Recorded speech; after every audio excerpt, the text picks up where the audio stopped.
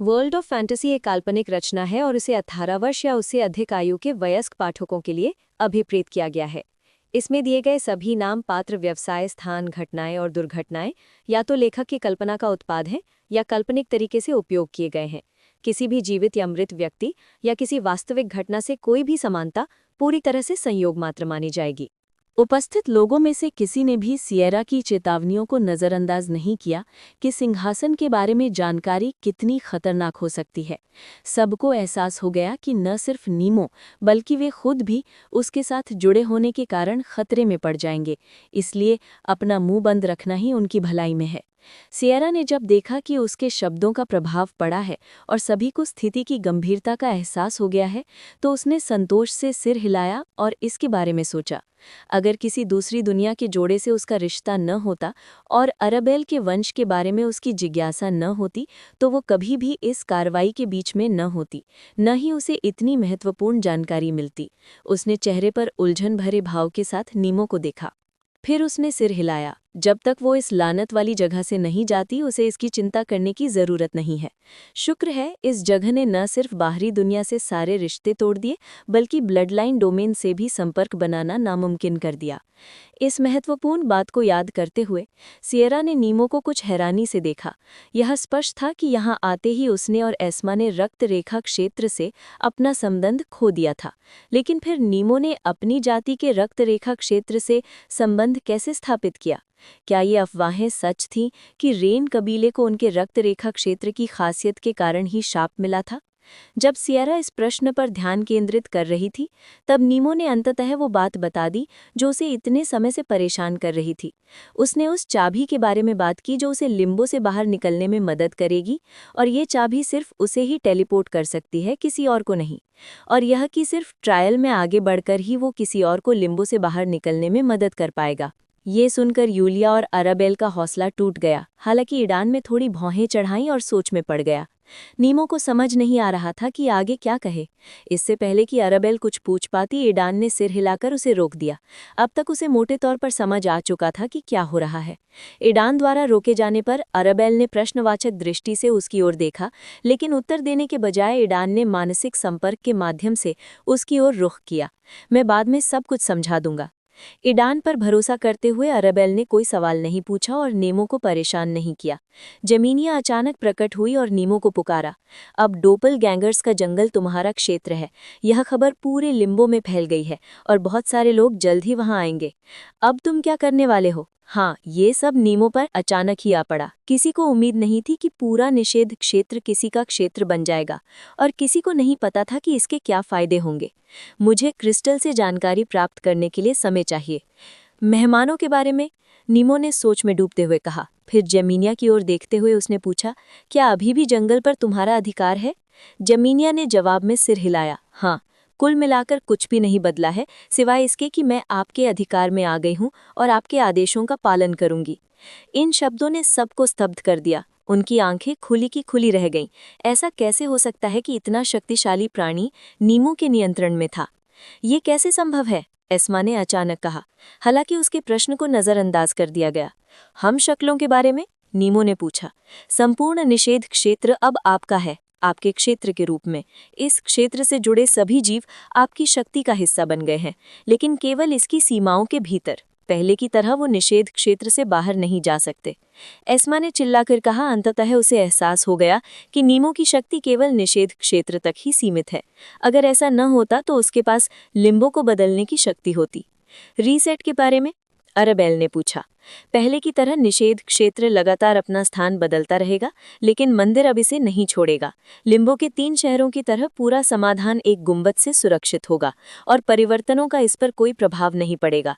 हालांकि 3 शहरों के विपरीत ये निषेध क्षेत्र के साथ साथ आगे बढ़ेगा। ओह ओह, वे सभी बोल उठे जब उन्हें एहसास हुआ कि नीमो का अपना सुरक्षित क्षेत्र है, और वो भी मोबाइल वाला। तो फिर बीच वाली परत से शुरू करके किसी को अंदर मत आने देना। पहले उन्हें ये बता देना कि ये एक निषेध क्षेत्र है, पहले से ही एक निजी क्षेत्र है और यहाँ किसी का स्वागत नहीं है। नीमो ने फैसला किया। मिलिका और यहाँ मौजूद लोगों के अलावा उसे कोई खास प्रिय नहीं था, इसलिए वो दूसरों से कोई वास्ता नहीं रखना चाहता था। हे, अच्छा। जमीनिया हंसी और खुशी से सहमत हो गई। आपकी वजह से बच्चे अब केंद्रीय परत तक ही सीमित नहीं हैं, अब उनके लिए थोड़ी मस्ती करने का समय आ गया है। जमीनिया ने आगे कहा। सभी को तुरंत समझ आ गया कि जमीनिया किसके बारे में बात कर रही थी, सिवाय सिएरा और एस्मा के, जिन्हें उसकी बात तुरंत समझ नहीं आई।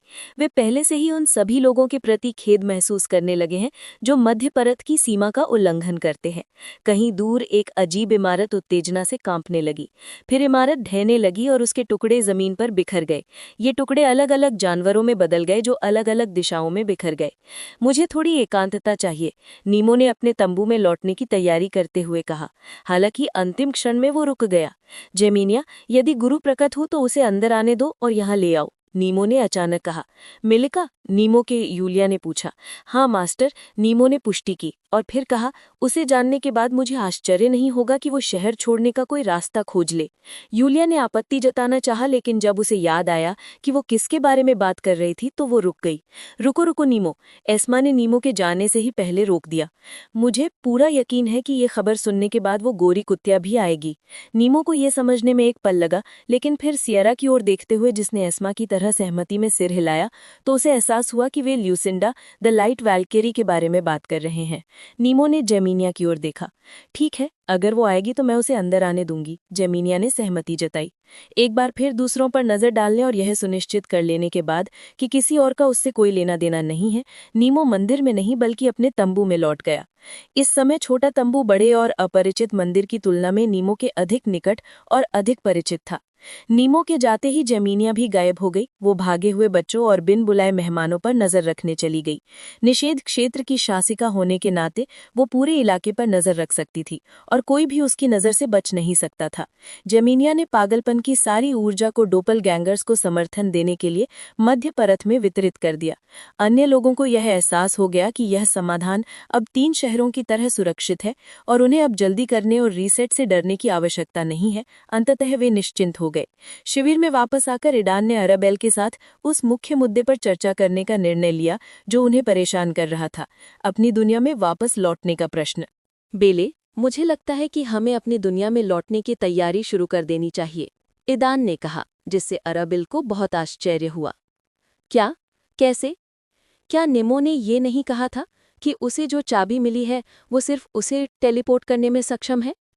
अराबेल ने जल्दी से पूछा। इस पूरे समय दंपति मानसिक संपर्क का उपयोग करते हुए बातचीत कर रहे थे। नहीं, मेरा मतलब अपनी दुनिया में वापस लौटने से है, लिम्बो छोड़ने से नहीं। ये पूरी तरह से अलग चीजें हैं, ईडान ने स्पष्ट किया। अराबेल स्तब्ध रह गई, ये समझने की कोशिश कर रही थी कि उसने अभी क्या सुना था। ओह, ईडान ने आह भरी। सिस्टम ने हमें एक काम दिया है कि एक निश्चित समय के भीतर इस जगह से निकलने का रास्ता ढूंढे, और वो समय अभी खत्म नहीं हुआ है। ईडान ने उस टाइमर पर ध्यान देते हुए कहा जो यहाँ उनके पहले दिन दिखाई दिया था और अभी भी चल रहा था। अभी तो बस आधा महीना बाकी था। मुझे नहीं पता कि सिस्टम अभी भी चुप क्यों है, लेकिन मेरा मानना है कि ये कार्य तभी पूरा हुआ मानेगा जब हम इस स्थान को छोड़ देंगे या जब नीमो लिम्बो को छोड़ देगा, ईडान ने बताया। क्या ये सही नहीं है सिस्टम? उसने सिस्टम से पूछा। आप बिल्कुल सही हैं मेजबान, सिस्टम ने तुरंत पुष्टि की, और अराबेल आश्चर्यचकित होकर थोड़ा कांप गया। क्या इसका मतलब है कि हम जल्द ही वापस जा रहे हैं? उसने धीरे से पूछा। एक और अराबेल वापस आकर खुश थी, लेकिन उसके अंदर कुछ ऐसा था जो उसे वापस नहीं आने देना चाहता था। अराबेल की हालत देखकर ईडान ने उसका हाथ पकड़ लिया। शांत हो जाओ बेले, तुम अकेली नहीं हो और हम दोनों एक साथ वापस आएंगे जैसे हम यहाँ आए थे, उसने उसे आश्वासन दिया। थोड़ा संभलने के बाद अराबेल विचारों में खो गई और ईडान से एक प्रश्न पूछे बिना नहीं रह सकी। डैन, मैं सोच रहा था और मुझे समझ नहीं आ रहा, क्या इसका मतलब ये नहीं है कि सिस्टम शुरू में हमें हमारी दुनिया में वापस ला सकता है बिना इसके? हाँ, है, ईडान ने उत्तर दिया।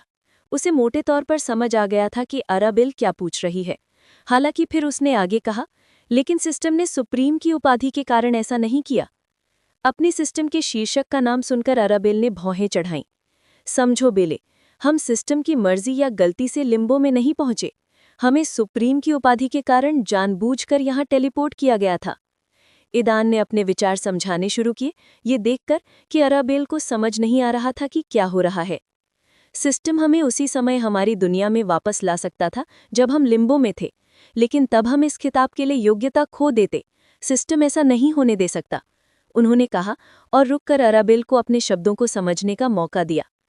लाक्षणिक रूप से कहें तो अन्य सभी सिस्टम उपयोगकर्ताओं की तरह हमें नौसिखिए गांव में भेजने के बजाय सिस्टम ने हमारे शीर्षक सुप्रीम के हस्तक्षेप के कारण हमें उच्च स्तर वाले क्षेत्र में भेज दिया, जो हमारे अपने स्तर से कई स्तर ऊपर था। ईदान ने खेल के साथ एक सादृश्यता बनाते हुए कहा।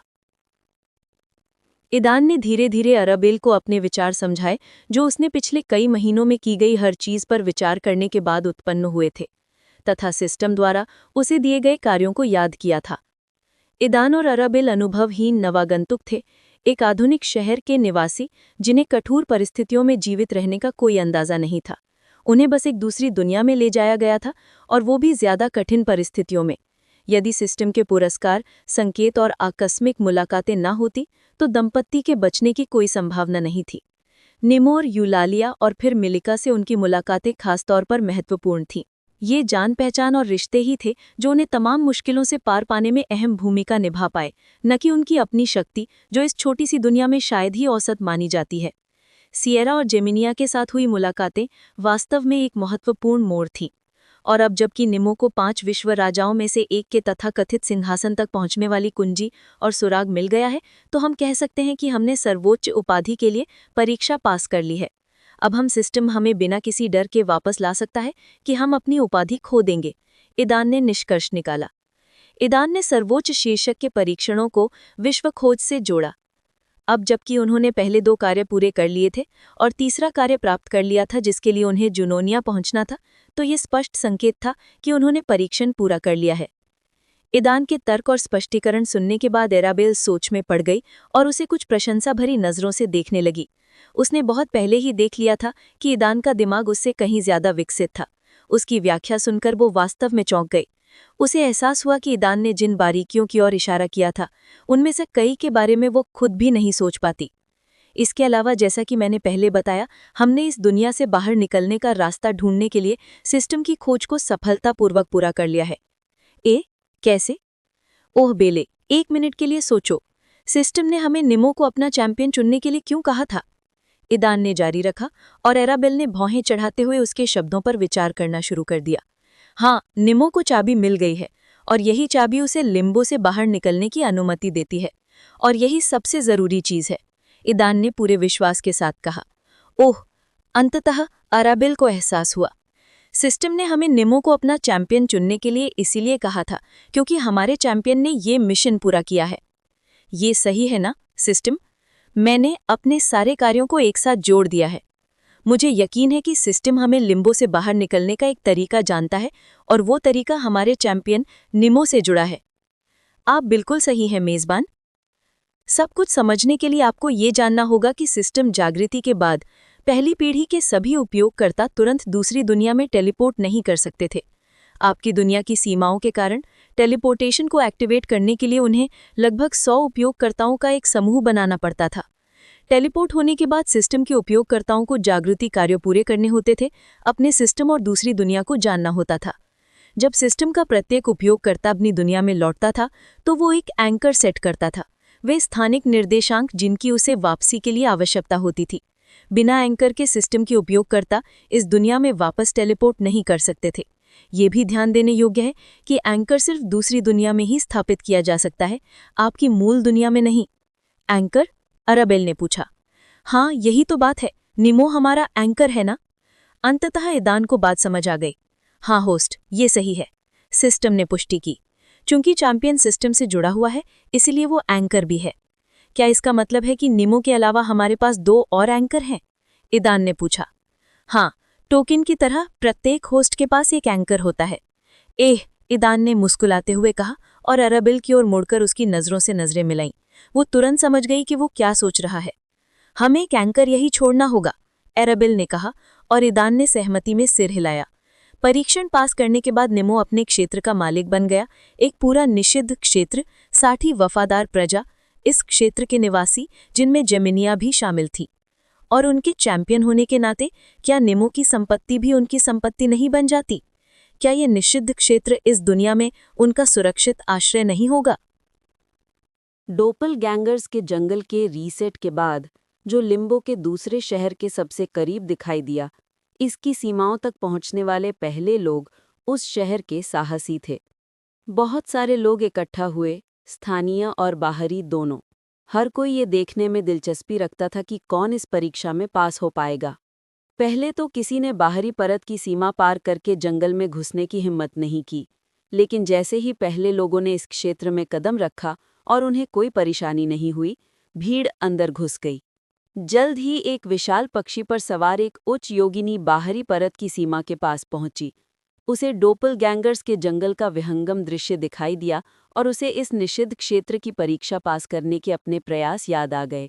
जमीन पर उतरकर और उड़ते हुए पक्षी को वापस भेजकर योगिनी जंगल में चली गई। एल्फ के घने हरे भरे जंगल में ओझल होने के कुछ मिनट बाद सुनहरे बालों वाली एक महिला, जिसके 2 जोड़ी पंख प्रकाश से बने प्रतीत हो रहे थे, जंगल की बाहरी परत की सीमा के पास पहुंची। वे चमक रहे थे और शाम के आकाश को रोशन कर रहे थे। महिला पूरी तरह से उड़ना चाहती थी, लेकिन एक अदृश्य शक्ति ने उसे जमीन पर उतरने और अपने चमकते पंखों को हटाने के लिए मजबूर कर दिया। सुंदर महिला ने भौहें चढ़ाईं, लेकिन स्थानीय नियमों का पालन करते हुए वो अपने पैरों पर जंगल में प्रवेश कर गई। ये दोनों निश्चित रूप से मिलिका और लुसिंडा थीं, जो समय के छोटे अंतराल के साथ डोपलगैंगर्स के जंगल में पहुंच गई थीं। अचानक हमशक्लों ने बाहरी और मध्य परत की सीमा पर भीड़ को रोक दिया। बिना किसी अपवाद के सभी को चेतावनी दी गई कि ये एक निषिद्ध क्षेत्र, एक निजी क्षेत्र है और मध्य परत में प्रवेश सख्त वर्जित है।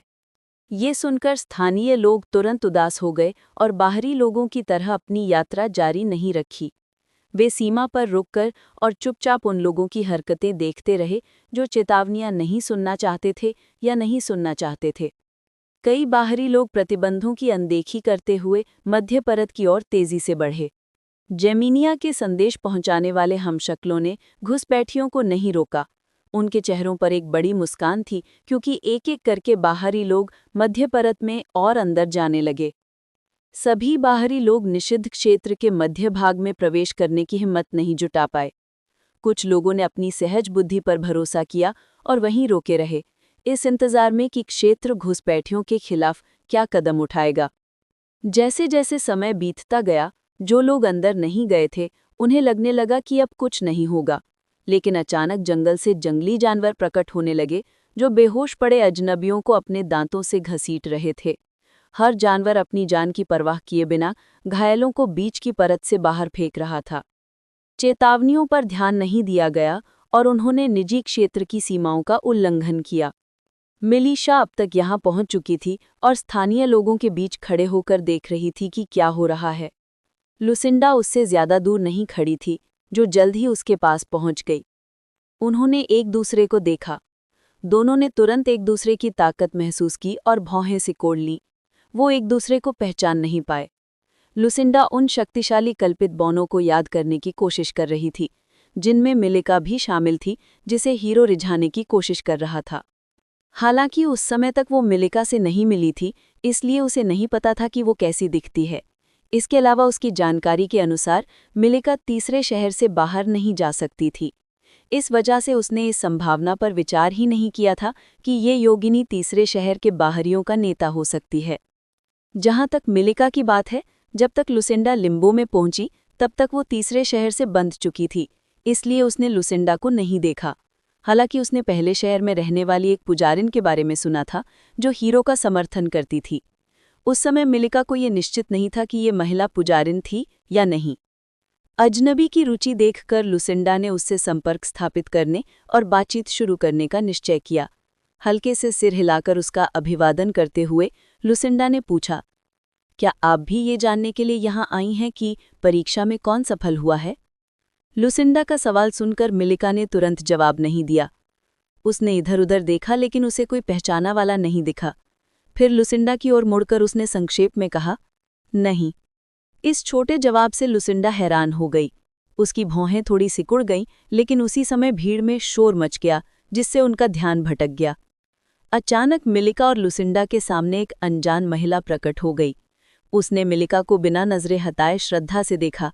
उसे गौर से देखने के बाद उसने मिलिका की ओर इशारा करके वही शब्द दोहराने लगी, जिससे आसपास के सभी लोगों का ध्यान उसकी ओर आकर्षित हो गया। ये वही है, ये वही है, महिला बार बार दोहराती रही। मिलिका और लुसिंडा असमंजस में थे कि क्या हो रहा है और ये औरत कौन है। भीड़ में से कुछ लोग हैरानी से मिलिका और उस औरत को देख रहे थे जो बार बार उसकी ओर इशारा करके कह रही थी, ये वही है। दरअसल ये महिला एक परफेक्ट डोपलगैंगर थी, जिसने मिलिका में अपने पूर्वज जेमिनिया का एक रूप पहचान लिया था। इसीलिए डोपलगैंगर भीड़ में मिलिका को पहचान पाया। जल्द ही मध्य परत के जंगल से और भी लोग बाहर आने लगे, जो अजनबी की तरह मिलिका को प्रशंसा भरी नजरों से देखने लगे। तभी भीड़ को एहसास हुआ कि ये निषिद्ध क्षेत्र के हमशक्ल हैं। बिना किसी अपवाद के सभी लोग उनसे डरकर डोपलगैंगर्स की भीड़ से दूर चले गए, जिन्होंने उस समय तक मिलिका और लुसिंडा को घेर लिया था। मिलिका इस ध्यान से थोड़ी शर्मिंदा हो गई और लुसिंडा को समझ नहीं आ रहा था कि क्या हो रहा है और ये एल्फ कौन है। लेकिन तभी एक डोपलगैंगर ने उसकी ओर इशारा करते हुए कहा, ये एक गोरी कुत्तिया है।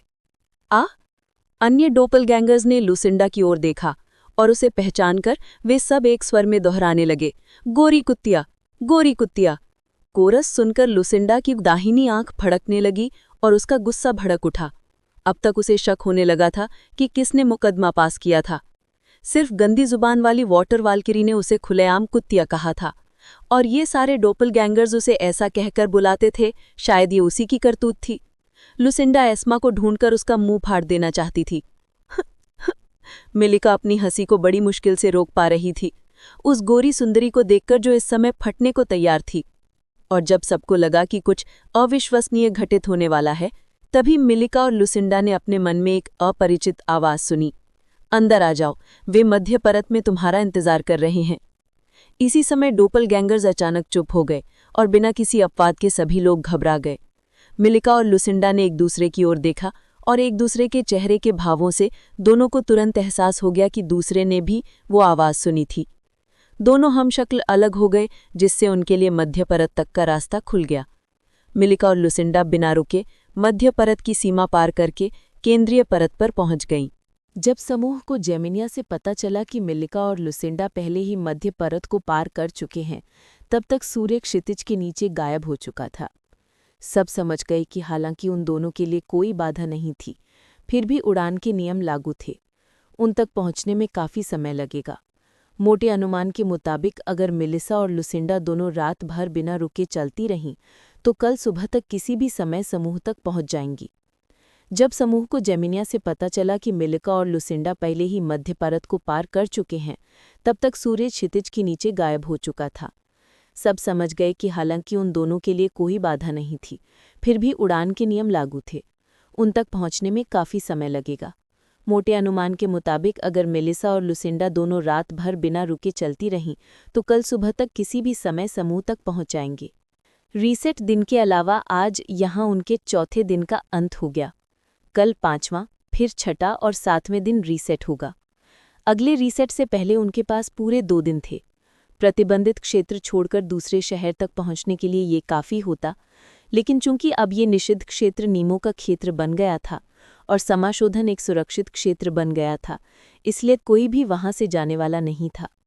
बिना किसी अपवाद के सभी लोगों ने यहाँ समय बिताने का निर्णय लिया और ये अनुभव करने का निर्णय लिया कि 3 शहरों के बाहर रीसेट का अनुभव कैसा होता है तथा निषिद्ध क्षेत्र को कैसे आगे बढ़ते हुए देखा जाता है। ईदान और आरेबेल अपनी बातचीत समाप्त करने के बाद अन्य लोगों के साथ रात्रि भोजन के लिए शामिल हो गए। उन्होंने मिलिका के आने तक प्रतीक्षा करने का निर्णय लिया और जब सभी लोग एकत्र हो जाएंगे तो उन्हें शीघ्र ही वहां से चले जाना होगा। सिस्टम ने उनकी वापसी का सही समय पहले ही गणना कर लिया है। वे ठीक उसी समय अपनी दुनिया में लौट जाएंगे जब नीमो लिम्बो छोड़कर जुनोनिया लौटेगा। नीमो जल्द ही अन्य लोगों के साथ शामिल हो गया। क्रिस्टल में अधिक जानकारी नहीं थी और नीमो ने इसे शीघ्रता से अवशोषित कर लिया। क्रिस्टल में ज़्यादातर निषिद्ध क्षेत्र के बारे में जानकारी थी, जो अब उसका निजी क्षेत्र बन गया था। इसमें आने वाली चुनौती, 7 अभेद्य काल कोठरियों और चाबी का इस्तेमाल कैसे करें, इसकी भी जानकारी थी। ये खबर सुनकर सभी बेसब्री से नीमो की ओर देखने लगे। ये रोमांचक खोजें बहुत ही आकर्षक थीं और हर कोई इनके बारे में सुनने के लिए उत्सुक था। नीमो ने निश्चित रूप से सभी पर, यहाँ तक कि सिएरा और एस्मे पर भी भरोसा किया, इसलिए उसने जानकारी नहीं छिपाई और इसे सभी के साथ साझा किया। उन्होंने निषिद्ध क्षेत्र के बारे में बताना शुरू किया। जैसा कि जेमिनिया ने पहले बताया था, मंदिर अब इस क्षेत्र से बाहर टेलीपोर्ट नहीं किया जाएगा, बल्कि नीमो का निजी क्षेत्र बन जाएगा। अब लिम्बो में केवल 2 अनाथ मंदिर बचे हैं, जो शेष 8 निषिद्ध क्षेत्रों के बीच स्थानांतरित होंगे और अन्य आवेदकों के आने की प्रतीक्षा करेंगे। ये समाचार सुनकर सभी ने इसके बारे में सोचा और थोड़ा सा मुंह बनाया। अगले ट्रायल के बारे में क्या वो पहले से ही उपलब्ध है या आपको बाकी 2 के लिए इंतजार करना होगा? सिएरा ने नीमो से पूछा। लिम्बो से निकलते ही मुकाबला शुरू हो जाएगा। मुझे बाकी 2 का इंतजार नहीं करना पड़ेगा। मैं सब कुछ देख सकता हूँ, भले ही कोई ना आए, नीमो ने बिना कुछ छिपाए जवाब दिया। और इससे सब शांत हो गए। अगर नीमो को किसी और के मुकाबले में पास होने और किसी और मंदिर पर कब्जा करने के लिए इंतजार करना पड़ता, तो पता नहीं उन्हें कितना इंतजार करना पड़ता। अब जब वो जानते थे कि निषिद्ध क्षेत्र परीक्षण को सफलतापूर्वक पार करने के बाद उनका क्या इंतजार करता है, तो जब वहां एक मंदिर दिखाई दिया तो हर कोई सोचने लगा कि क्या शेष 2 मंदिरों पर भी कब्जा करने की कोशिश करना उचित है। जल्द ही उनका ध्यान नीमो द्वारा दी गई नई जानकारी की ओर गया। उसने बताया कि मंदिर का मालिक होने के नाते उसके पास निषिद्ध क्षेत्रों में से 2 और पर कब्जा करने का अवसर है। बेशक इस पर सभी की तीखी प्रतिक्रिया हुई। निषिद्ध क्षेत्र पर कब्जा करना तो पहले से ही अविश्वसनीय बात थी, लेकिन 2 और निषिद्ध क्षेत्रों पर कब्जा कर पाना, ये सब कुछ से परे चला गया। नीमो के अनुसार यदि निषिद्ध क्षेत्रों में कोई मंदिर नहीं है, तो वो उन पर विजय पाने का प्रयास कर सकता है। आमतौर पर अगर कोई मंदिर निषिद्ध क्षेत्र में नहीं आता, तो उस क्षेत्र को बंद माना जाता है और उसका महत्व कम कर दिया जाता है। हालांकि नीमो को मंदिर मिलने के बाद से स्थिति बदल गई है। अब जब नीमो निषिद्ध क्षेत्र में प्रवेश करता है और उस पर कब्जा करना चाहता है, तो उसके क्षेत्र और इस क्षेत्र के बीच युद्ध शुरू हो जाता है। अगर नीमो जीत जाता है, तो ये निषिद्ध क्षेत्र उसका निजी क्षेत्र बन जाएगा और इस तरह वो 8 निषिद्ध क्षेत्रों में से किसी भी 2 पर विजय प्राप्त कर सकता है। नीमो ने आगामी मुकाबले में दूसरे लोगों के साथ विस्तृत जानकारी साझा नहीं की। उन्होंने कहा कि वो लिम्बो से निकलते ही विस्तृत जानकारी प्राप्त कर लेंगे। नई चुनौती में 7 अभेद्य कालकोठरियां होंगी। नीमो ने क्रिस्टल से सीखा कि सभी 7 कालकोठरियां अनोखी हैं और कुछ हद तक लिम्बो के निषिद्ध क्षेत्रों से मिलती जुलती हैं। परतों के बजाय कालकोठरियों को मंजिलों में विभाजित किया गया है और हर 7 दिनों में उनके अंदरूनी हिस्से बदले और फिर से बनाए जाते हैं। इसके अलावा भूल भुलैया महाद्वीप में फैली कालकोठरियों के प्रवेश द्वारों का स्थान भी बदल रहा है, जिससे न केवल प्रवेश द्वार ढूंढना बल्कि सही कालकोठरी ढूंढना भी मुश्किल हो जाता है। क्रिस्टल से प्राप्त अंतिम जानकारी उस चाबी के बारे में थी जो आगामी परीक्षण में महत्वपूर्ण भूमिका निभाएगी और लिम्बो से बाहर निकलने की चाबी होगी। नीमो को पता चला कि मंदिर के अंदर एक खास दरवाज़ा है जो लिम्बो से बाहर निकलने का रास्ता है। इसे खोलने के लिए एक चाबी और एक खास कोड की ज़रूरत होगी जो डालकर अंदर जाना होगा। एक और महत्वपूर्ण खोज ये थी कि चाबी का बार-बार इस्तेमाल किया जा सकता है, लेकिन मार्ग के हर बार खुलने के बाद उसे रिचार्ज होने में समय लगता है। इस वजह से नीमो अब जुनूनिया से लिम्बो और वापस उतनी बार नहीं जा पाएगा। हालांकि सभी लोग वास्तव में रहस्यमय दरवाजे को देखना चाहते थे, फिर भी उन्होंने थोड़ा इंतजार करने का निर्णय लिया। प्राप्त जानकारी को शीघ्रता से आत्मसात करने के बाद समूह अंततः नीमो की सफलता का जश्न मनाने के लिए एक साथ आ गया। सभी ने अपने अपने सबसे स्वादिष्ट पदार्थ निकाले और सिएरा ने अपने स्टॉक में उपलब्ध सबसे दुर्लभ पेय पदार्थ निकाले। सभी लोग बहुत अच्छे मूड में थे और उन्होंने बहुत अच्छा समय बिताया। कोको और किटी समय समय पर तस्वीरें लेती रहीं और कोको ने मौके का फ़ायदा उठाकर एरेबेल से कैंडी भीख मांगी। वो इसमें कामयाब भी रही। हालांकि जब उसने अपनी चाल ईदान के साथ दोहराने की कोशिश की तो उसकी नज़र ईदान की खतरनाक नज़रों से मिली, जिससे वो डर गई और उसने तुरंत ये विचार छोड़ दिया। पिछली बार जब सिएरा ने एस्मे, एरेबेल और लुसिंडा का इलाज किया था तो ईदान कंपनी से बाहर कर दिया गया था और वो दूसरी दुनिया के मादक पदार्थों का स्वाद नहीं ले पाया था, लेकिन इस बार उसने उनके स्वाद का पूरा आनंद लिया। आखिर में ईदान को पता ही नहीं चला कि उसने अपनी ताकत का कितना ज़्यादा अंदाज़ा लगा लिया था और कितनी जल्दी नशे में धुत हो गया। अगली सुबह उसे होश आया जब उसने पाया कि वो किसी और के तंबू में एरेबेल को गोद में लिए सो रहा था। वो भयभीत हो गया, लेकिन जब उसने देखा कि वे दोनों अपने कपड़े पहने हुए सो रहे थे और कुछ भी नहीं हुआ था, तो वो तुरंत शांत हो गया। जैसे ही वो उठने वाला था, उसे एक जानी पहचानी क्लिक की आवाज़ सुनाई दी। पलटकर उसने देखा कि कोको उसकी तरफ कैमरा ताने फोटो खींच रही है। ईडान सचमुच लोमड़ी के बच्चे के सिर पर वार करना चाहता था, लेकिन वो जानता था कि इससे कोई फायदा नहीं होगा। छोटी लोमड़ी बहुत खास थी, और जैसे ही उसे लगता कि वो उसे सजा देने वाला है, वो तुरंत अपनी जगह पर छिप जाती ताकि वो उस तक न पहुंच सके। ईडान उसकी हरकतों को यूं ही नज़रअंदाज नहीं कर सकता था, इसलिए उसने सोच समझकर सोचा कि उसे सजा कैसे दी जाए। आखिरकार एक साधारण सजा से मनचाहा नतीजा मिलना मुश्किल है। उसे यकीन था कि छोटी लोमड़ी उससे नाराज हो जाएगी और हर मौके पर उसे परेशान करेगी। इसलिए ईडान ने अभी कोई कदम न उठाने का फैसला किया और कुछ समय तक उसकी हरकतों को सहता रहा, जब तक कि उसे उसकी सुरक्षित जगह से बाहर निकालने और भागने से रोकने का कोई रास्ता न मिल जाए। ईडान ने हिलने की कोशिश न करते हुए और एरेबल को गले लगाते हुए उसकी स्थिति की जांच करने का फैसला किया। कोई खास बदलाव नहीं हुआ, लेकिन अचानक उसने देखा कि सिस्टम पॉइंट्स की संख्या कम हो गई है। निम्मो की वंश की मोहर को अस्थायी रूप से हटाने के लिए उसने एक ताबीज़ खरीदा जिसकी कीमत 1000 थी। फिर भी उसके पास 2928 पॉइंट्स बचे थे। इसके बाद सिस्टम ने टैलिस्मन को एक ऐसी वस्तु के रूप में सुझाया जो जमीनिया को हराने में निम्मो की संभावना को बढ़ाएगा, तथा path of the beast tamer गाइब के दूसरे खंड की ओर भी इशारा किया जो निम्मो के पास पहले से ही था और ईडान को इसे दूसरी बार खरीदने की आवश्यकता नहीं थी। लेकिन अब ईडान ने देखा कि 100 पॉइंट्स कम हो गए थे। फॉक्स क्यूब की कैंडीज़ की कीमत 100 पॉइंट्स थी। ये याद करते हुए ईडान को तुरंत शक हुआ कि या तो उसने नशे की हालत में कैंडीज़ खरीदकर कोको को खिला दी थी या फिर एरेबल ने ऐसा किया होगा। अचानक ईडान की बाहों में एक आवाज़ गूंजी और उसे कसकर गले लगा लिया गया। चौंककर ईडान ने अपनी सांस रोक ली और मरने का नाटक करने लगा। नीचे देखने पर उसने पाया कि एरेबल अभी तक नहीं जागी थी, लेकिन इसके बावजूद उसने उसे और कसकर गले लगा लिया, खुद को आराम से बैठा लिया और सोती रही। तब ईडान ने राहत की सांस ली। उसे समझ नहीं आ रहा था कि वे एक ही तंबू में कैसे पहुंच गए, लेकिन जो कुछ उसने देखा उससे तो यही लग रहा था कि वो तंबू उसका और निम्मो का नहीं था। सिस्टम 100 अंक किसने खर्च किए, मैंने या एरेबल ने? ईडान ने थोड़ा शांत होते हुए पूछा, सिस्टम अंकों की अज्ञात बर्बादी के प्रश्न पर वापस आते हुए। चिंता मत करो होस्ट, ये 100 सिस्टम पॉइंट्स आपने नहीं बल्कि आपके पार्टनर ने खर्च किए हैं, सिस्टम ने जवाब दिया।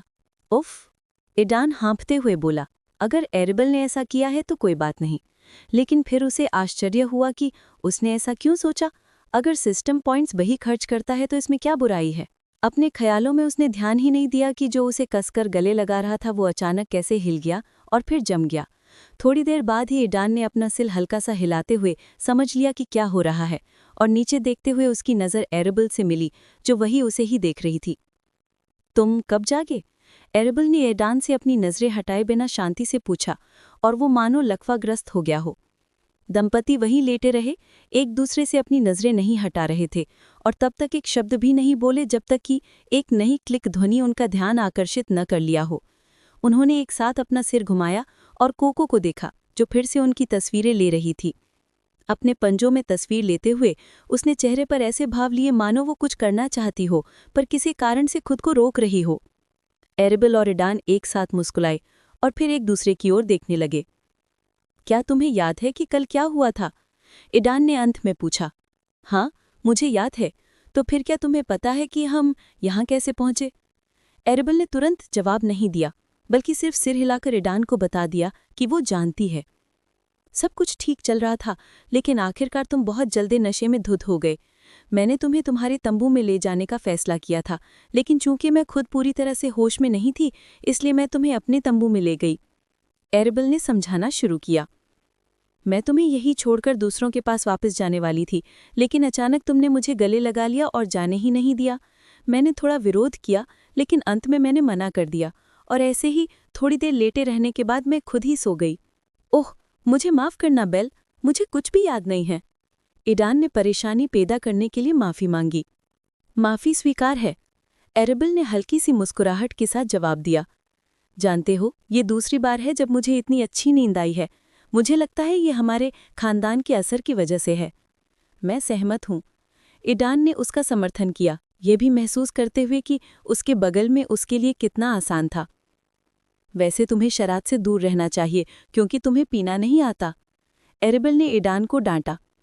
हाँ, अगली बार मुझे और तुम्हें ज़्यादा शराब नहीं पीने देना सिस्टम, ईडान ने अपने विचार साझा किए।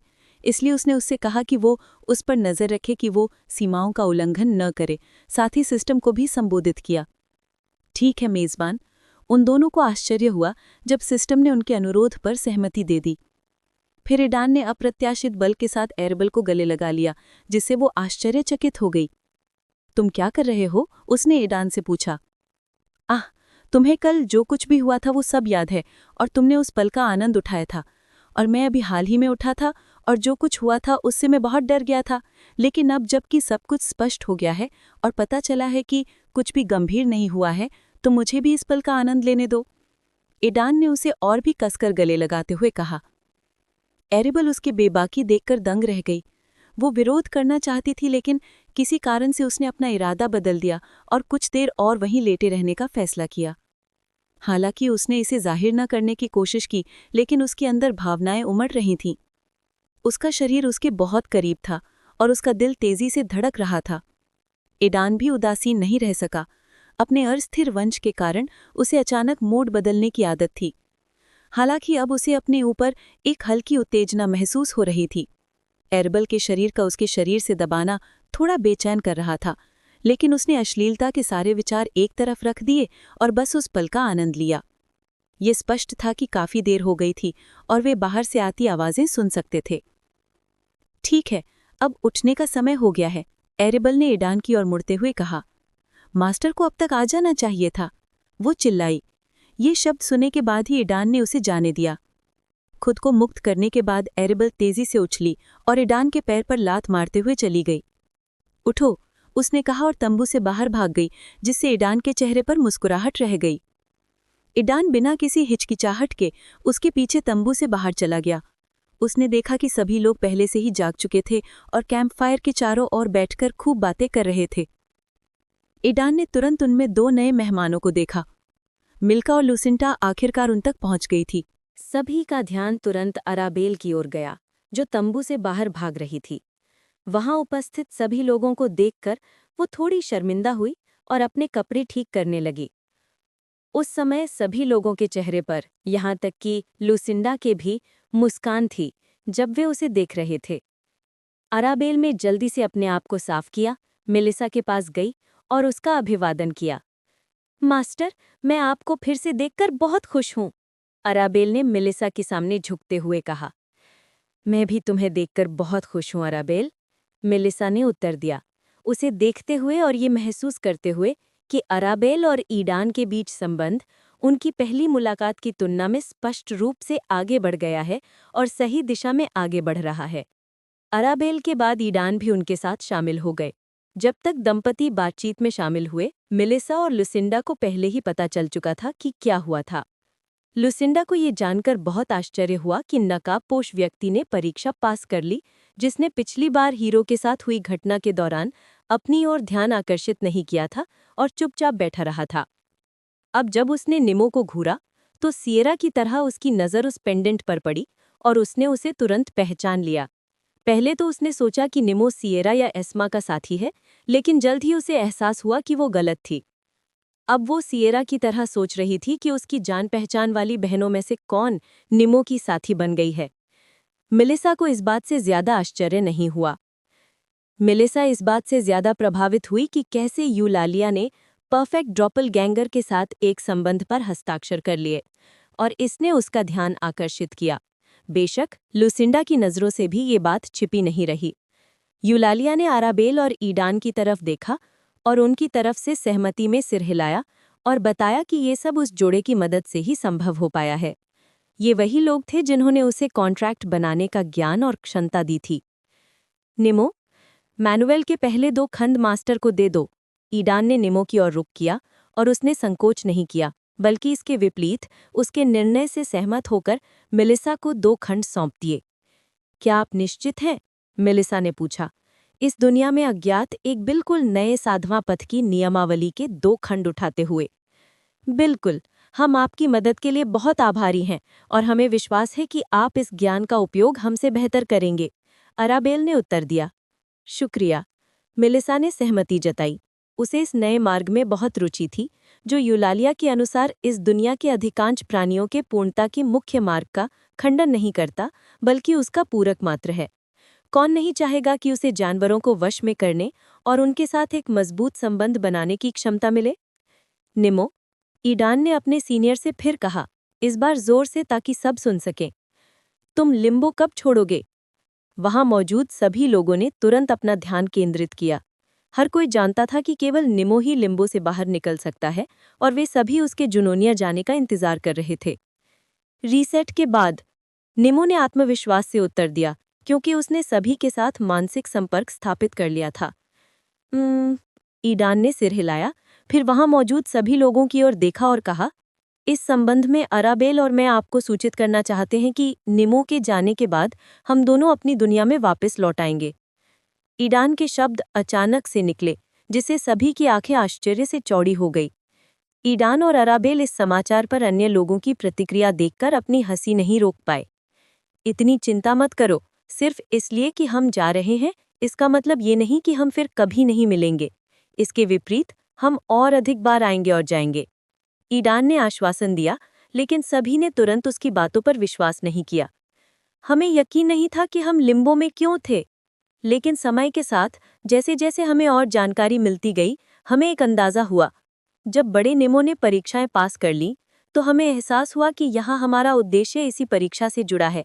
अब क्योंकि निमो पहले ही परीक्षा पास कर चुका है, हमारा मिशन पूरा हो गया है और हमारे पास एक नया लक्ष्य है, बड़े निमो को बाकी परीक्षाओं से पार पाने में मदद करना, ईडान ने समझाया, और निमो उसकी बातों से सहमत हो गया। उनके चैंपियन होने के नाते निमो को इस जोड़े द्वारा किए जाने वाले कुछ कामों की पहले से ही जानकारी थी। बेशक उसे कोई आपत्ति नहीं थी, लेकिन वो खुश था कि उसके जूनियर्स इस काम में उसका साथ देंगे। ईडान और अराबेल अभी भी उस व्यवस्था का मकसद नहीं समझ पा रहे थे जिसने उन्हें निमो को सिंहासन दिलाने में मदद की थी। उन्होंने यह जानकारी निमो को पहले ही दे दी थी, लेकिन उसने इस पर ज्यादा ध्यान न देते हुए बस कंधे उचका दिए। दंपति को विश्वास था कि जैसे जैसे वे सिंहासन के करीब पहुंचेंगे, वे अंततः ये समझ जाएंगे कि सिस्टम उस पर इतना ध्यान क्यों दे रहा है। बातचीत के दौरान अराबेल ने एस्मा को अपने पास बुलाया और अकेले में बात करने की पेशकश की। एस्मा के एक तरफ हट जाने ताकि कोई उनकी बात न सुन सके और एस्मा के एक दीवार खड़ी कर लेने के बाद अराबेल ने उसके साथ जरूरी जानकारी साझा करने का निर्णय लिया। एस्मा के कोई ठोस जवाब देने से पहले उसने सोचा कि वो इस बारे में बात करेगी कि कैसे ये जोड़ा उसे अपनी दुनिया में ले जा सकता है। बेशक एस्मा को पहले ही ये पता था कि अराबेल किस बारे में बात करना चाहती थी, लेकिन जब उसने सुना कि उसने विधि के बारे में जानकारी कैसे साझा की, तो वो आश्चर्य और अविश्वास से स्तब्ध रह गई। क्या आप मुझसे हम शक्लों की तरह एक अनुबंध पर हस्ताक्षर करना चाहती है? एस्मा ने पूछा। अराबेल की बातें सुनकर वो थोड़ी नाराज हो गई। एस्मा को पालतू जैसा व्यवहार स्वीकार नहीं था। हाँ, अराबेल ने सच्चाई छिपाने की कोशिश न करते हुए ईमानदारी से उत्तर दिया। एस्मा उलझन में थी। एक तरफ वो लिम्बो और जुनोनिया छोड़ना चाहती थी, लेकिन दूसरी तरफ वो ऐसा कोई अनुबंध नहीं करना चाहती थी। एस्मा, मैं समझती हूँ कि तुम्हारे जैसे उच्च लोक से आए हुए प्राणी के लिए मेरे जैसे साधारण स्वर्ण श्रेणी के व्यक्ति का पालतू बनना थोड़ा अपमानजनक लग सकता है, लेकिन मैं तुम्हें बता दूं कि अगर तुम मेरे साथ अनुबंध पर हस्ताक्षर करोगी तो तुम्हें क्या मिलेगा। अराबेल ने एस्मा के संदेह और कुछ नाराजगी को देखते हुए सिस्टम द्वारा दी गई जानकारी उसके साथ साझा करने का निर्णय लिया। यानी कि अगर एस्मा अनुबंध पर हस्ताक्षर कर देती है तो वो रक्त भालिक क्षेत्र और अपने असली शरीर से अपना संबंध खो देगी, जिससे उसे पूरी तरह से स्वतंत्र प्राणी बनने का अवसर मिलेगा। अराबेल के शब्दों का एस्मा पर गहरा प्रभाव पड़ा, लेकिन उस तरह से नहीं जैसा अराबेल ने उम्मीद की थी। एस्मा का चेहरा अचानक से बदल गया और उसने कांपती हुई आवाज में पूछा, क्या तुमने सच कहा? मैं पूरी तरह से स्वतंत्र हो सकता हूँ? हाँ, ये सच है। एस्मा का उत्साह देखकर अराबेल ने पुष्टि की। तो मैं सहमत हूँ। बिना किसी संदेह और नाराजगी के एस्मा ने अपना जवाब दिया, जिससे अराबेल बहुत आश्चर्यचकित रह गई। किसी भी चीज से ज्यादा एस्मा, जो सिर्फ एक अवतार थी, अपने असली शरीर की एक प्रति, एक अलग इंसान बनना चाहती थी, और इसके लिए अराबेल के साथ एक अनुबंध पर हस्ताक्षर करने का विचार अब उसे इतना अपमानजनक नहीं लगता था। इससे पहले एस्मा ने सोचा था कि भले ही उसने अराबेल के साथ अनुबंध पर हस्ताक्षर कर दिए हैं, लेकिन उसके असली शरीर से उसका संबंध अपरिवर्तित रहेगा और वो एक अवतार और एक प्रति के रूप में अस्तित्व में रहेगी। अच्छा, एरबेल ने एस्मा के निर्णय को स्वीकार करते हुए कहा। अब क्या, मुझे क्या करना चाहिए? एस्मा ने तुरंत अनुबंध करने के लिए तैयार होकर पूछा। अभी यह काम नहीं करेगा, अराबेल ने शर्मिंदगी से कहा। उसे याद आया कि कल के जश्न की वजह से वो और ईडान अपने दूसरे स्टार्स बनाने की जरूरत को पूरी तरह भूल गए थे। सौभाग्य से अभी उनके पास समय था। आज उन्हें दूसरा स्टार बनाना था और कल एस्मा के साथ एक अनुबंध पर हस्ताक्षर करना था। हम कल अनुबंध पर हस्ताक्षर करेंगे।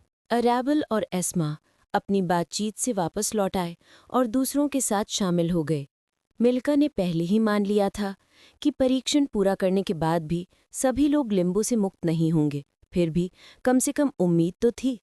ये ज्ञात था कि जैसे जैसे नेमो परीक्षण के बाकी चरणों में आगे बढ़ेगा, उसकी शक्ति बढ़ती जाएगी और अंततः वो दूसरों को लिम्बो से बाहर निकलने में मदद कर पाएगा। बातचीत के दौरान लुसिंडा अकेली थी, जिसे लगा कि वो कहीं और नहीं है। वो इस समूह में एक अजनबी जैसी महसूस कर रही थी। सिएरा और एस्मा, जिन्होंने सबके साथ कुछ दिन बिताए थे, भी थोड़ी करीब आ गईं। मिलिका, जो सभी युवाओं की गुरु थी, जल्दी ही उनके साथ आ गई, लेकिन लुसिंडा नहीं। वो अब भी समझ नहीं पा रही थी कि उसे आने की इजाज़त क्यों दी गई। हालांकि वे तीनों दिव्य महाद्वीप की वैल्किरी थीं, फिर भी लुसिंडा सिएरा और एस्मा के इतने करीब नहीं थी। दिन के अंत तक लुसिंडा को ये समझ नहीं आया कि उसे समूह में क्यों शामिल किया गया था। जब उन्होंने आगे की कार्य योजना पर चर्चा शुरू की, रीसेट के बाद नेमो ने लिम्बो छोड़ने का दृढ़ निश्चय कर लिया। मुकदमे के अगले चरण के अलावा वो लिम्बो में प्रवेश करने से पहले अपने अतीत और पहचान के बारे में जानना चाहता था। वो जानना चाहता था कि वो कौन है, क्या उसके कोई रिश्तेदार हैं, और ये भी जानना चाहता था कि उस पेंडेंट का मालिक कौन है जो उसके गले में तब से लटका हुआ है जब से वो इस जगह पर उठा था। इसके अलावा नेमो 2 अन्य प्राणियों के व्यक्तित्व को लेकर भी उलझन में था, जिनके साथ उसका संबंध था। पहले तो उसे सिस्टम से ही इस बारे में पता चला, लेकिन आज मिलिका ने खुद पुष्टि की कि पेंडेंट के अलावा उसके 2 औरतों से भी संबंध है। ये जानकर उसे बहुत आश्चर्य हुआ, क्योंकि ये तीनों संबंध जाहिर तौर पर ज्यादा निजी और अंतरंग थे, जैसे पति पत्नी का रिश्ता। नेमो ने पहली बार ईडान और अराबेल को अजीब नज़रों से देखा। सोच रहा था कि कहीं ये सब उन्हीं की करतूत तो नहीं है। आखिरकार जैसा कि उसे याद था, उनकी व्यवस्था को सर्वोच्च पति व्यवस्था और सर्वोच्च पत्नी व्यवस्था कहा जाता था। मिलिका और यूलिया ने शेष 8 निषिद्ध क्षेत्रों पर अपना शोध जारी रखने का निर्णय लिया तथा यथासंभव अधिक से अधिक जानकारी एकत्र करने का प्रयास किया। वे समझ गए थे कि ये जानकारी नेमो को बाकी 2 निषिद्ध क्षेत्रों पर विजय प्राप्त करने में मदद करेगी। इसके अलावा गुरु और शिष्य पहले अवसर पर शेष 2 मंदिरों पर कब्जा करने से पीछे नहीं हटे और लुसिंडा की उपस्थिति, जिसके साथ उन्होंने गठबंधन बनाने का फैसला किया था, बहुत उपयोगी साबित हुई। सिएरा ने शेष 8 निषिद्ध क्षेत्रों की खोज में भी मदद की पेशकश की। सिएरा समझ गई थी कि नेमो और उसका जोड़ा जल्दी ही लिम्बो से निकल जाएंगे और उसका काम भी पूरा हो जाएगा। चूंकि उसके पास करने के लिए ज़्यादा कुछ नहीं था, इसलिए उसने शोध में मदद करने का फैसला किया और साथ ही उसे बाकी 8 निषिद्ध क्षेत्रों को पता लगाने का मौका भी मिला। इसके अलावा सिएरा पहले से ही जानती थी कि ये क्षेत्र सिंहासन के रहस्य से निकटता से जुड़े हुए हैं, जिसने स्वाभाविक रूप से उसका ध्यान आकर्षित किया। जाने दो, नहीं, एस्मा देर दोपहर में चिल्लाई। तब लुसिंडा ने सिएरा के सहयोग से उसे गंदे शब्दों और लगातार उसे कुत्ता कहने के लिए सबक सिखाने का फैसला किया। कोको, जो पूरे समय चुपके से देख रही थी कि क्या हो रहा है, ने 2 वैल्किरियों द्वारा एक तीसरी को सजा देने की कुछ तस्वीरें लेने का मौका नहीं छोड़ा। उन्हें अलग अलग कोणों से कैद किया। वो पहले से ही जानती थी कि इन तस्वीरों का इस्तेमाल एस्मा के खिलाफ कैसे करना है ताकि अतिरिक्त कैंडी मिल सके। जैसा कि योजना बनाई गई थी, ईडान और अराबेल ने देर दोपहर में एकांत में जाने का निर्णय लिया ताकि अपने दूसरे तारे बना सकें। हालांकि ईडान को अभी इसकी ज़रूरत नहीं थी, लेकिन अराबेल ने उसे यकीन दिलाया कि अभी नहीं तो भविष्य में ये ज़रूर काम आएगा। इसलिए उसने भी अपना दूसरा तारा बनाने का फैसला कर लिया। ऐसा नहीं था कि ईडान ऐसा करना नहीं चाहता था, लेकिन उसे सिस्टम पॉइंट्स बर्बाद करने का थोड़ा अफसोस था, जो सभी घटनाओं के बाद पहले से बहुत ज़्यादा नहीं बचे थे। आखिरकार दूसरे तारों के निर्माण में प्रत्येक के लिए 500 सिस्टम पॉइंट्स खर्च हुए थे। डैन, मैं सिस्टम पॉइंट्स के बारे में बात करना चाहूँगा। दूसरे तारों का गठन शुरू होने से पहले ईडान ने अंततः अराबेल की ये स्वीकृति सुनी कि उसने कोको के लिए कैंडी पर 100 सिस्टम पॉइंट्स खर्च कर दिए थे। जैसा कि उसने बताया, उस शाम सबको कोको के फोटोग्राफर पेशे के बारे में पता चला, यहाँ तक कि सिएरा, जिसने पहले ज़्यादा दिलचस्पी नहीं दिखाई थी, कोको से तस्वीरें लेना चाहती थी। लेकिन कोको चालाक थी और उसने अपनी तस्वीरों के लिए सिर्फ कैंडी की मांग की। दबाव और मांगों के चलते अराबेल को मजबूरन अपने पैकेट में बची हुई सारी कैंडी देनी पड़ी। जब उसके पास पर्याप्त कैंडी नहीं बची तो उसे नई कैंडी खरीदनी पड़ी। ईडान नाराज नहीं था, बल्कि इसके विपरीत वो थोड़ा खुश था कि अरैबल ने इस जानकारी को अनदेखा करने के बजाय साझा करने का फैसला किया। दूसरे तारे के निर्माण की प्रक्रिया पहले तारे के निर्माण जितनी कठिन और कष्टदायक नहीं थी। दंपत्ति को बस सिस्टम में पॉइंट्स जमा करने थे और सारा काम उसने स्वयं ही कर लिया था। ये एक अजीब सा एहसास था। दंपत्ति बस सह सकते थे और इंतजार कर सकते थे, योगदान देने में असमर्थ। उपलब्धि का एहसास बिल्कुल गायब था। दंपत्ति को एहसास हुआ कि ये शक्ति उनकी नहीं बल्कि सिस्टम द्वारा प्रदत्त थी, और अगर ऐसा है तो इसे छीना भी जा सकता है और दिया भी जा सकता है। शायद इन्हीं आशंकाओं के कारण सिस्टम ने उन्हें शुरू से ही बताया था कि सिस्टम द्वारा दी गई शक्तियों का उपयोग करने का प्रयास करें और सिस्टम की परवाह किए बिना उन्हें अपनी ताकत का हिस्सा बना ले। उस समय दंपति को ये स्पष्ट समझ नहीं थी कि ये कैसे करना है। वे ये भी तय नहीं कर पा रहे थे कि उनकी अपनी शक्ति और सिस्टम की शक्ति के बीच की रेखा क्या है, एक को दूसरे से कैसे अलग किया जाए और एक शक्ति को दूसरे का हिस्सा कैसे बनाया जाए। इस जोड़े ने पूरी रात अपने दूसरे तारे बनाने में बिताई। अगली सुबह तक सिस्टम की मदद से उन्होंने ये प्रक्रिया सफलतापूर्वक पूरी कर ली थी और अरैबल एस्मा के साथ एक अनुबंध पर हस्ताक्षर करने के लिए तैयार थी। सुबह जब ईडान और अरैबल ने सफलतापूर्वक दूसरे तारे का निर्माण पूरा कर लिया तो उन्हें थोड़ी थकान और कमजोरी महसूस हुई। समय रुका नहीं, वो बेतहाशा आगे बढ़ रहा था। कल रीसेट का दिन होना था, जिसके बाद नीमो लिम्बो छोड़ने वाला था और उसके साथ उस जोड़े को आखिरकार अपनी दुनिया में लौटना था। ये अज्ञात था कि उन्हें लिम्बो में गए हुए कितना समय बीत गया था। दूसरी आपदा के दौरान उनके दोस्तों और परिवार का क्या हुआ, उनकी दुनिया कितनी बदल गई थी। ये भी एक खुला प्रश्न था कि तीसरी आपदा से पहले कितना समय बचा था, और सबसे महत्वपूर्ण बात ये कि उनकी दुनिया में आई आपदा को पार करना उनके सिस्टम की सीमाओं से मुहर हटाने से कैसे संबंधित था। इन सारे सवालों के जवाब उन्हें लौटने के बाद मिलने वाले थे। वे अच्छी तरह जानते थे कि घर लौटने से उन्हें राहत नहीं मिलेगी, बल्कि उल्टे वो और भी बड़ी मुसीबतों में फंस जाएंगे। कुछ देर आराम करने और स्वस्थ होने के बाद अरैबल ने तुरंत ही एस्मा के साथ लंबे समय से लंबित काम पूरा करने का निर्णय लिया। एस्मा को अरैबल के एकांतवास से बाहर आने का बेसब्री से इंतजार था। उसने अरैबल के प्रस्ताव और तरीके पर एक बार फिर गौर से विचार किया और अंततः उसे यकीन हो गया कि उसे उसके साथ एक अनुबंध हस्ताक्षर करना ही होगा। एस्मा ने इस संभावना को स्वीकार कर लिया कि यदि अरैबल ने कहा था कि अनुबंध हस्ताक्षर करने से वो अपने वास्तविक स्वरूप से पूरी तरह से अलग हो जाएगी और एक स्वतंत्र प्राणी बन जाएगी, तो शायद ऐसे अन्य तरीके भी होंगे जिनके लिए अनुबंध हस्ताक्षर करने की आवश्यकता नहीं होगी। लेकिन अपने पूरे जीवन में और अपनी मूल यादों के आधार पर उसने ऐसे तरीकों के बारे में कभी नहीं सुना था। इसलिए अगर ऐसा कोई तरीका होता भी तो एस्मा अरैबल के इस मौके को गंवाना नहीं चाहती थी। आखिरकार एस्मा ने राहत भरी आवाज में कहा जब उसने देखा कि अरैबल अपने तंबू से बाहर आ रही है और दूसरों का ध्यान अपनी ओर आकर्षित कर रही है। एस्मा, अरैबल और ईडान के अलावा वहां मौजूद किसी को नहीं पता था कि वो क्या करने वाले हैं। सिर्फ सियरा को कुछ शक था। कैसा चल रहा है? एस्मा इतनी उत्साहित थी कि उसे ठीक से नमस्ते कहने का भी समय नहीं मिला। वो सीधे मुद्दे पर आ गई। कैसी हो? तुमने इसके बारे में फिर से सोचा? तुम्हें यकीन है? अरैबल ने पूछा, जिसे देखकर लग रहा था कि वो तैयार है और सब कुछ एस्मा के फैसले पर निर्भर था। हाँ, मैंने इसके बारे में फिर से सोचा और आपकी बात पर भरोसा करने का फैसला किया। मैं आपका प्रस्ताव स्वीकार करने के लिए तैयार हूँ, उसने आत्मविश्वास से उत्तर दिया। उनकी बातचीत सुनकर लोग और भी भ्रमित हो गए। ठीक है, इसे जल्दी से खत्म करते हैं, विरोध मत करना। अरैबल ने एस्मा के पास आकर अपनी तर्जनी उंगली उसके माथे पर रखते हुए कहा। एस्मा ने आज्ञा मानी व ठिठक गई। जिन्हें पता चला कि क्या हो रहा है वे दंग रह गए। जैसे ही आत्मशक्ति ने एस्मा के शरीर में प्रवेश किया, सिस्टम ने पिछली बार की तरह मामले को अपने हाथों में ले लिया। उसने तुरंत एस्मा की आत्मा के एक हिस्से को अलग कर दिया और अरैबल के दूसरे तारे के साथ एक बंधन बना लिया। अरैबल का दूसरा तारा रूपांतरित होने लगा और आकार में बढ़ने लगा और नारंगी रंग में बदल गया। मानसिक पीड़ा सहते हुए एस्मा को लगा कि उसके और अरैबल के बीच एक नया बंधन बन गया है। उसे पता भी नहीं चला कि उसका शरीर एक कण में बदलकर अरैबल के शरीर में प्रवेश कर गया और उसके दूसरे तारे में प्रवेश कर गया। डिंग, दूसरा अनुबंध सफलतापूर्वक संपन्न हो गया है। दूसरे प्राणी को वश में करने के लिए मेजबान को बधाई हो। डिंग, ध्यान दे, ये पता चला है कि अनुबंधित प्राणी का पद मेजबान के पद से ज्यादा है। मेजबान के पद से प्राणी का पद बलपूर्वक सीमित कर दिया जाएगा। डिंग, ध्यान दे, ये पता चला है कि संकुचित प्राणी अवतार के समान ही एक अनूठी क्षमता का उत्पाद है। सच्चे सार से उसका संबंध बलपूर्वक तोड़ दिया जाएगा। डिंग, इसके संबंध में संकुचित प्राणी के नए सच्चे सार को पुनर्स्थापित करने की प्रक्रिया शुरू हो गई है। सार कणों की प्रारंभिक पुनर्स्थापना में पूरा 1 दिन लगेगा। पूरी तरह से ठीक होने में काफी समय लगेगा। अनुबंधित प्राणी की आत्मा का प्रवेश मेजबान के शरीर में हुआ है, बिना किसी क्षति के प्रतिरोपण की प्रक्रिया शुरू हो गई है। अनुबंध पर हस्ताक्षर करने के तुरंत बाद अराबेल को सिस्टम से ढेर सारे संदेश प्राप्त हुए, जिनके साथ टेक्स्ट नोटिफिकेशन भी थे। जब वो ये समझने की कोशिश कर रही थी कि क्या हो रहा है, तो बाकी लोग अविश्वास से उसकी तरफ देख रहे थे, ये समझने की कोशिश कर रहे थे कि अभी क्या हुआ। लुसिंडा खास तौर पर स्तब्ध लग रही थी। उफ, मैं बहुत थक गई हूँ, मुझे बस आराम की ज़रूरत है। इन शब्दों के साथ अराबेल अपने तंबू में वापस जाकर कुछ देर सोने जा रही थी। सिस्टम के संदेशों से उसे पता चला कि एस्मा को एक नई इकाई का छोटा सा हिस्सा बनाने में पूरा 1 दिन लगता है। तभी अराबेल उसे बुला पाएगी, लेकिन अभी उसे अपने दूसरे तारे के अंदर आराम करना होगा।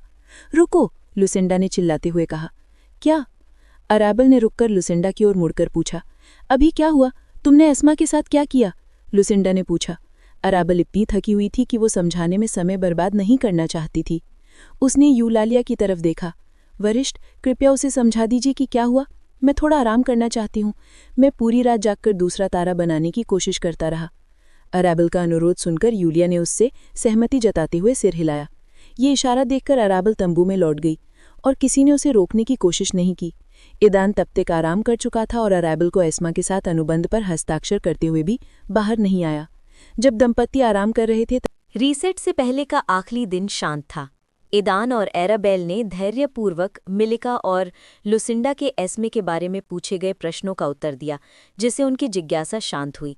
जेमिनिया के प्रयासों के कारण कोई भी निषिद्ध क्षेत्र की मध्य परत में प्रवेश नहीं कर सका तथा समूह आराम करने, मेलजोल बढ़ाने तथा अपने अगले कार्यों की योजना बनाने में सक्षम हो गया। सभी प्रतिभागियों ने निमो को अपनी सलाह दी, जो उनके अनुसार लिम्बो से बाहर निकलने पर उसके लिए उपयोगी होगी। निमो और इजी ने इन सुझावों को ध्यान से सुना, खासकर इजी ने, जिसने सिएरा या लुसिंडा को अब तक अपने बारे में कुछ नहीं बताया था। बाकी लोगों ने भी इस बात को ध्यान में रखते हुए न तो उसका जिक्र किया और न ही उसकी मौजूदगी का खुलासा किया। दंपति को आश्चर्य हुआ कि इजी अन्य वैल्किरी से क्यों दूर रहती है, लेकिन इजी की इच्छा का सम्मान करते हुए वे चुप रहे। अगली सुबह एस्मा के आंशिक नए सत्व को बहाल करने की प्रक्रिया पूरी हो गई और एराबेल ने उसे बुलाकर देखा कि वो कैसी दिख रही है। कमज़ोर और सुस्त। पहले तो वो थोड़ी भ्रमित थी और उसे समझ नहीं आ रहा था कि वो कहाँ है, लेकिन धीरे धीरे उसे होश आ गया। अपनी शक्ति की सीमा और एक साथ 2 बंधनों के टूटने का एस्मा पर गहरा असर पड़ा। साथ ही उसे लगा जैसे उसका स्वभाव ही कुछ बदल गया है। दूसरी ओर एस्मा के साथ अपने संबंध के कारण एराबेल को कई अप्रत्याशित लाभ प्राप्त हुए। सबसे पहले उसकी जल तत्व क्षमताएं दूसरे स्तर के शिखर पर पहुंच गई थी और तीसरे स्तर तक पहुंचने के करीब थीं। थोड़े अभ्यास से एराबेल को विश्वास था कि वो उन्हें तीसरे स्तर तक बढ़ा सकती है। लेकिन सबसे आश्चर्यजनक बात यह है कि अनुबंध की बदौलत एराबेल और ईदान को एस्मा और एस्मारी का एक छोटा सा राज पता चल गया, जिससे एस्मा के प्रति उनका नज़रिया पूरी तरह से बदल गया। अब उन्हें समझ आ गया था कि वो इतनी अजीब क्यों थी और इन अजीबोगरीब औषधियों को बनाने में इतनी दिलचस्पी क्यों रखती थी। हालांकि जाहिर है एस्मा खुद इसे ज़्यादा महत्व नहीं देती या उसे इसकी जानकारी भी नहीं है। रीसेट से पहले सभी लोग मंदिर में इकट्ठा हुए। इससे पहले उन्होंने उसे केवल दूर से ही देखा था। किसी कारणवश निमो इस स्थान पर नहीं जाना चाहता था, क्योंकि उसका दावा था कि अंदर एक विशाल खाली स्थान, एक रहस्यमयी दरवाज़ा और 2 चबूतरे के अलावा कुछ नहीं है। जैसा कि पता चला, निमो सही था। मंदिर के अंदर का स्थान उसके बाहरी हिस्से से काफ़ी बड़ा था। निमो को समझ नहीं आ रहा था कि इस जगह का क्या किया जाए, और थोड़ा सोचने के बाद उसने मिलिका और यूलालिया से पूछा कि इस जगह का क्या किया जाए। दोनों खुशी खुशी मान गई, क्योंकि उनके पास पहले से ही कुछ सुझाव थे। रहस्यमयी दरवाजे की बात करें तो पहली नज़र में वो एक 2 पत्तों वाला स्लाइडिंग दरवाज़ा लगा, जिसमें अजीबोगरीब छेद और अनजानी लिखावटें थीं। जब उन्होंने उत्सुकतावश उसे खोलने की कोशिश की तो वह आसानी से खुल गया और एक सीधा रास्ता दिखाई दिया। हर कोई आश्चर्यचकित था और उन्हें एहसास हुआ कि लिम्बो से आगे जाने वाले मार्ग को खोलने के लिए एक कुंजी की आवश्यकता है। किसी को पता न चले, ईदान और एराबेल उस रहस्यमयी दरवाजे पर नज़र गड़ाए हुए थे, सोच रहे थे कि अपना लंगर सीधे उस पर लगाएं या नहीं, ताकि जब वो रीसेट करें तो उनका लंगर मंदिर के साथ साथ चले। ये दरवाज़ा और इसके चबूतरे इसके लिए बिल्कुल उपयुक्त थे। इस पर विचार करने के बाद दंपति ने निर्णय लिया कि इन 2 चबूतरों की अपेक्षा द्वार अधिक उपयुक्त है, क्योंकि द्वार अधिक महत्वपूर्ण है और वो हमेशा मंदिर के अंदर ही रहेगा। एक साधारण आदेश के साथ सिस्टम ने एक एंकर स्थापित कर दिया, और यदि वांछित और संभव हो तो ईदान और एराबेल पहले से ही लिम्बो में मंदिर के अंदर प्रकट हो सकते थे। मंदिर की जांच करने के बाद, जैसा कि निमो ने कहा, कुछ भी असामान्य न पाकर सभी लोग रीसेट का इंतजार करने लगे। जब ये आया तो सभी को कुछ निराशा के साथ पता चला कि ये प्रक्रिया शहरों के अंदर रीसेट के अनुभव से अलग नहीं थी। पूरे खुले मैदान के चारों तरफ एक विशाल गुंबद निकल आया, जो तीनों शहरों के चारों ओर दिखाई देने वाले गुंबदों जैसा था। गुंबद के बाहर सब कुछ अंधकार में डूब गया और जल्द ही सब कुछ फिर से इकट्ठा हो गया, जिससे एक बिल्कुल नई तस्वीर सामने आई। खुले मैदान के चारों तरफ एक घना जंगल उगाया है, जो पिछले वाले से ज्यादा अलग नहीं है। बस डोपलगैंगर्स के जंगल की आंतरिक संरचना और उसका स्थान बदल गया है। किसी को अंदाजा नहीं था कि डोपलगैंगर्स का जंगल आखिर कहाँ दिखाई देता है। उनका सारा ध्यान निमो पर था, जो रीसेट के तुरंत बाद लिम्बू को छोड़कर जुनोनिया में शामिल होने वाला था। किटी, निमो ने पुकारा, और छोटा जानवर उसकी बात सुनकर तुरंत निमो के दाहिने हाथ में बदल गया। आसपास मौजूद सभी लोग इस अद्भुत परिवर्तन को प्रशंसा से देख रहे थे। जैसा कि निमो ने बताया, उसने और किटी ने जानवरों को वश में करने के मार्ग के द्वितीय खंड का अध्ययन करने के बाद ये क्षमता हासिल की थी। इस क्षमता के बिना वे इतना उच्च समन्वय और संचार हासिल नहीं कर सकते। किटी की अद्भुत क्षमता के बदौलत वो निमो के हाथ की हूबहू प्रतिकृति बन गई, मानो वो उसके शरीर का एक अभिन्न अंग हो। यहाँ तक कि उसके जरिए व्यक्त की जाने वाली भावनाएं भी असली हाथ जैसे ही थीं। निमो के हाथ के पीछे अलग अलग आकार के 3 वृत्त दिखाई दिए, जिन पर रहस्यमयी चिन्ह बने हुए थे। ये तीनों वृत्त लगातार घूम रहे थे। वृत्तों पर अंकित चिन्ह रहस्यमयी दरवाजे पर अंकित चिन्हों से समान थे। कुंजी के बारे में जानकारी प्राप्त करने के बाद निमो को कोड का सही संयोजन पहले से ही पता था। उसने अपनी आत्मिक शक्ति का उपयोग करके सही क्रम में सही प्रतीकों को छुआ। जैसे ही उसने आखिरी प्रतीक को छुआ, बाकी सभी चमक उठे, अपने वृत्तों और निमो की हथेली से अलग हो गए और फिर उसकी हथेली के सामने एक बिल्कुल नया वृत्त बना दिया। इस वृत्त को अपने सामने पकड़े हुए उसने उससे दरवाजे को छुआ और दरवाजे पर वही चिन्ह चमक उठे और उसके साथ साथ घूमने लगे, जिससे वही वृत्त बन गया। जैसे ही वृत्त बना, वो घूमने लगा और सबके सामने दरवाजा खुल गया, जिसके अंदर एक काला रास्ता दिखाई दिया, जो लिम्बो से आगे जाने वाला था। निमो को क्रिस्टल से पता चला कि मार्ग केवल 1 मिनट के लिए ही खुला रहेगा और वहां केवल वही व्यक्ति जा सकता है जिसके पास चाबी हो। ठीक है, मैं चलता हूं, निमो ने मानसिक संपर्क का उपयोग करते हुए कहा। शुभकामनाएं निमो, और जितनी जल्दी हो सके वापस आना। हम तुम्हारे लिए खुशखबरी लेकर इंतजार करेंगे। मिलिका ने शुभकामनाएं दी। बाकी लोगों ने बस सिर हिलाकर उसकी बातों से सहमति जताई। एक बार फिर से सभी को देखने के बाद, ईदान पर रुकने के बाद, उसने सिर हिलाया और लिम्बो से बाहर निकलकर अंदर चला गया। जैसे ही निम्बो गलियारे में गायब हुआ, रास्ता तुरंत बंद हो गया, दरवाजा बंद हो गया और प्रतीक चमकना बंद हो गए तथा अपने मूल स्थिति में लौट गए। डिंग, कार्य दुनिया का अन्वेषण करें और होस्ट के शरीर के इस बल के पूरी तरह अनुकूल होने से पहले इसे छोड़ने का रास्ता खोजे, सफलतापूर्वक पूरा हो गया है। डिंग, अपने घर की दुनिया में वापस लौटने की उल्टी गिनती शुरू हो गई है। उप्स, ईदान ने हाफते हुए एरेबेल की तरफ देखा, उसने भी उसकी तरफ देखा और फिर वो दोनों एक दूसरे की तरफ मुड़ गए। खैर, मुझे लगता है कि अब हमें अलविदा कहने का समय आ गया है, ईदान ने सबका ध्यान आकर्षित करते हुए कहा। सभी जानते थे कि निम्बो के लिम्बो से चले जाने के बाद ये जोड़ा अपनी दुनिया में वापस लौट जाएगा और वे इसके लिए तैयार थे। क्या तुम्हें यकीन है? मिलिका ने ईदान और एरेबेल से पूछा और उन्होंने बस सिर हिलाकर अपनी बात की पुष्टि की। जैसे ही निम्बो ने लिम्बो को छोड़ा, हमने पहले ही खिंचाव महसूस कर लिया था और कुछ ही मिनटों में हमें जबरन टेलीपोर्ट कर दिया जाएगा। एरेबेल ने सिस्टम के अस्तित्व का खुलासा नहीं किया। जब लोग उस जोड़े को देख रहे थे तो उनके चेहरे पर कई तरह की जटिल भावनाएं थीं। एस्मा, एरेबेल ने पुकारा और वो उसकी मनता समझ गई और सिर हिला दिया। एरेबेल ने उसे वापस उसके तारे के पास ले आई। इस जादू से सभी लोग फिर से आश्चर्यचकित थे, अभी तक ऐसी चीज़ों के आदी नहीं थे।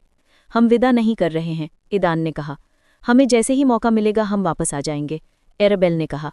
बाकी लोगों ने केवल सिर हिलाया और उनकी बातों पर पूरी तरह भरोसा किया।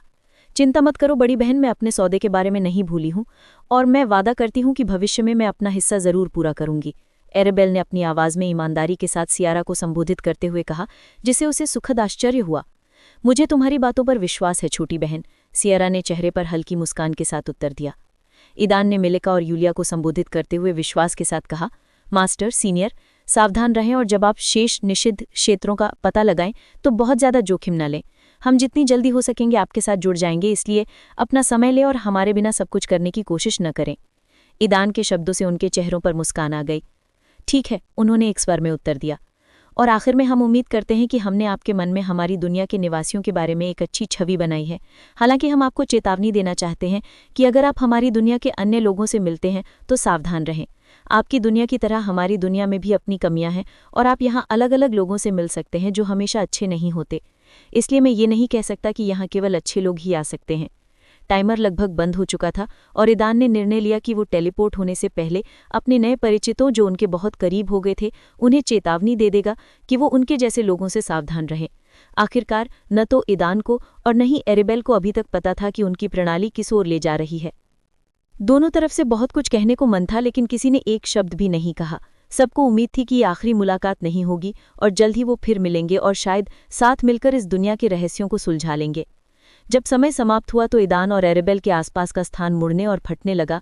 वृत्ताकार दरार घूमते घूमते आकार में बढ़ती गई और लगभग 3 मीटर व्यास की हो गई, जिससे उनके गृहलोक की ओर जाने वाला एक द्वार बन गया। एक खिंचाव बल जिसका असर सिर्फ ईदान और एरेबेल पर पड़ा, पोर्टल से बाहर निकला। ये महसूस करते हुए कि वो पोर्टल में खींचे जाने वाले हैं, ईदान और एरेबेल ने एक साथ एक दूसरे का हाथ पकड़ लिया और उन्हें कसकर भींच लिया ताकि टेलीपोर्टेशन के दौरान भी अलग न हो जाएं। उन्होंने एक साथ दूसरों की तरफ देखा और कहा, जल्द ही मिलेंगे, और इसी के साथ वो दोनों दरार में समा गए। जैसे ही वे गायब हुए, दरार तेजी से सिकुड़ने लगी और जल्द ही पूरी तरह से गायब हो गई। समूह चुपचाप उस जगह को देखता रहा जहां वे जोड़ा गायब हो गया था। उन्योलिया ने आंते श्वास लेते हुए अंततः कहा, मुझे उन तीनों की पहले से ही याद आ रही है। सभी ने सिर हिलाकर उसकी बातों से सहमति जताई। सिस्टम और लिम्बो का जागरण के पहले खंड का अंत, वॉल्यूम 1 के अंत के बाद के शब्द को सहायक वॉल्यूम में जोड़ा गया है।